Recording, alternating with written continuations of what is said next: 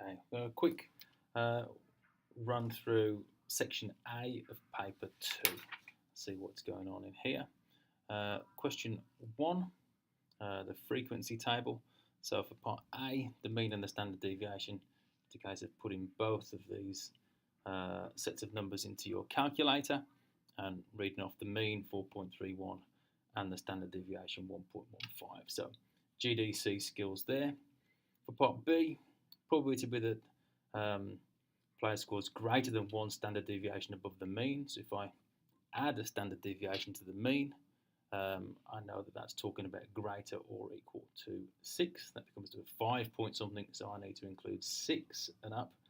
And then from the table I can see that there were 9 and 3, so 12 people who satisfy that, so probability 12 out of the 75. Question 2, the curve, implicit differentiation, find dy dx. So the first thing to be aware of is, of course, that this is a product. So I need to differentiate this with the product rule, giving me two terms here, ln y, 1 upon y, dy dx, and the 5 disappears. So once I've done the differentiation, then I collect terms together and get dy dx. I'm going to simplify this. A lot of people left the 1 upon y in the denominator there. They want you to simplify answers certainly more than that, so they were looking really for 2y squared upon 1 minus 2xy as the simplified final step there. For B, ask for the equation to the normal. A lot of people found the tangent, so make sure you're reading the question carefully there. Of course, I will go in and use the value of x is 3 upon e to find the value of the tangent, and therefore the normal is the negative reciprocal. Once you've got that normal, I'm into y equals mx plus c to calculate the value of c. Not particularly pretty, but you need to be able to cope with that sort of algebra. Once you've got that value of c, then to write your answer as we have it here. Question 3, the normal distribution question. Part A, it gives me both parameters and asks me to find the probability that it's less than 246, so calculate a question there, normal CDF. But part B is one of the ones where it asks you to find one of the parameters. So I know that this is going to involve standardizing, so I set the question up on my diagram. A new value of mu, the probability that it's underweight is 0.002. So I've got that on my sketch there. If I standardize that to the z is normal 0.1 distribution, I know that the area remains the same. So I can find this value of z from the inverse normal function. So that's where I get the minus 2.878. I also know that, of course, the z comes from the standardizing formula with x minus mu upon sigma. So the x that I standardized was 246, minus the mean is what I'm trying to find, and sigma was as it was before, 2.5. So as soon as you've got that relationship there, of course, you can solve that for mu. Reading carefully asks you to give the answer to 3 decimal places. So as you're reading the questions, make sure that you notice any references to required accuracy in your solutions.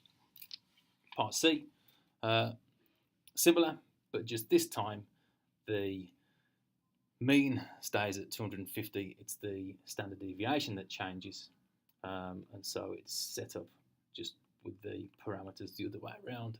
Sigma turns out to be 1.39. Question 4, a probability question. I think the key to this was the diagram. Realizing that the intersection is k squared. Therefore, if you're told that the probability of A is k, then this part of the diagram is k minus k squared. And similarly for B, 4k minus k squared there. I'm told that A union B is 0.75, so I know I've got 0.25 outside. That then enables me to set up any relationships that I need to. For part A, calculate the value of k. I can just set that this plus this plus this equals 0.75, which will lead me to a quadratic, which I can then solve on my calculator. You can solve that with the formula, but you've got a calculator that will do that for you. You need to be using that efficiently. For part B, probability of A complement intersect B. So the outside of A, where does that overlap with B? It's talking about this part here. So I know I just need to work out 4k minus k squared. I've got my value of k from before, so it's a case of popping in the appropriate number there. Question 5, more probability. A clear diagram, I think, is important here. This enables me to solve B and C a lot easier if I've got a clear diagram. So I've got 3 days. So I need to space this out so I can work my different routes through the diagram carefully. I'll leave you to check that you've got the numbers in the right place there. For part B, find the probability that the 3rd of January is clear. So then it's a case of just working out where are the clear ones. There, there, there, and there. So putting in the appropriate numbers, 0.1, 0.7, 0.25, plus 0.1, 0.25, 0.85. Put all those in and hopefully get an answer of 0.724. For C, the conditional probability, given that the 3rd was foggy, so given that's the number that's going to go on the bottom of my fraction. So the 3rd of July was foggy, because of course I've already got that answer pretty much from here. So it's 1 minus your answer for B. So the denominator of my probability is 0.276. That, of course, was this, this, this, and this. Those roots through. Then I need to get the numerator. I need to actually answer the question. Find the probability that the 1st of January was clear. So given that I'm only looking at these roots, which ones had the first clear? Well, this root and this root. So those are the numbers that go on the top of my fraction. So 0.9, 0.15, 0.75, and the other one 0.9, 0.85, 0.15. That gets my fraction and the answer 0.783. Question 6, if I can find question 6, here we go. Algebra with logs. This one was done pretty well, I have to say. Of course, moving the half up to the power enables me to remove the logs from both sides and then rearrange. Look at the PQ terms disappear and leaves you with P squared equaling minus 9Q squared. Question 7. Just need to be a little bit organised and careful with question 7.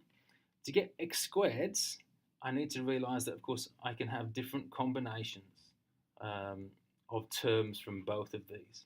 So what's a nice thing to do is just write down the terms that are going to be important. So if I take the 4 minus 5x cubed, I've got the constant term, the x term, the x squared term. But that's as far as I'm going to need, because the x cubed terms are not going to contribute to any x squared. So I can simplify those if I need to. Similarly for the other factor, 3 plus 2x to the 7, constant term, x term, and the x squared term. Then I realise to get x squareds in my answer, I need to be combining the constant term from here with the squared term from here. So that's the first one. I can combine x terms here with x terms here. So that's my 7 times 2 times 3 to the 6 times the minus 240. That's the x times the x. And then, of course, I can also have the constant term from this multiplied by the x squared term from this. So that gives me my third combination. Put those together and I get the final coefficient of the term x squared. It asks for the coefficient, so I'm just giving the number. If it asked for the term, then I put x squared on as well. So there's the coefficient. Question 8. The graph of tan x minus pi on 4. I've got my calculator to help me write down the equation of the vertical asymptotes. Well, I know that the regular tan, this is just tan x, has asymptotes at pi on 2 minus pi on 2. I know that this has moved the graph pi on 4 this way, so that instead of having an asymptote at pi on 2, it's an asymptote at 3 pi on 4. Instead of an asymptote at minus pi on 2, it's going to be an asymptote at minus pi on 4. Also got to be mindful of the domain, so I know there's actually going to be the other one behind there. When I move that pi on 4, it's going to lead me to a third answer. So I've got 3 asymptotes in the required domain.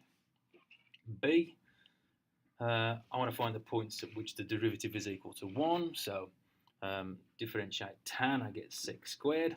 So I'm going to set the derivative to be 1. Well, if sec squared is 1, then cos squared is 1. So I know that cos is either 1 or minus 1. So I can solve both of these separately. So solve this one, solve the positive one, x minus pi on 4, get a couple of answers there leading to 2 values of x. Come over here, arc cos of minus 1, I've got 2 answers here. Add on the pi on 4, realise that this one is out of the domain for this question. Sorry, that one's out of the domain for this question. And so I've got 1, 2, 3 solutions there. Not quite done. It asks me for the coordinates of the points. So I then, as a last step, need to realise, okay, these give me the x coordinates just fine, but the y coordinate is not 1 because it's the gradient that's 1, not the coordinate of the point. So the last step is to realise that at x is minus 7 pi on 4, the y coordinate is actually 0 for each of these.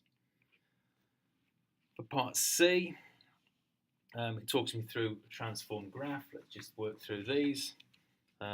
There's my original function. So I can see these things here. There's the original function. It asks me to reflect it in the x-axis. So I know that that's going to make it minus tan. Then asks me to stretch it parallel with the stretch factor 2. So it's going to give me that. Then I'm going to translate it minus pi on 4 to the left. So I'm going to add pi on 4 to the x. And I'm going to move it up 3. So I'm going to stick a plus 3 on the end. So that leads me to the solution there. Add the pi on 4 for the movement to the left, plus 3 at the end. So that gives me the final answer, which I think you saw there. The end of question number 8.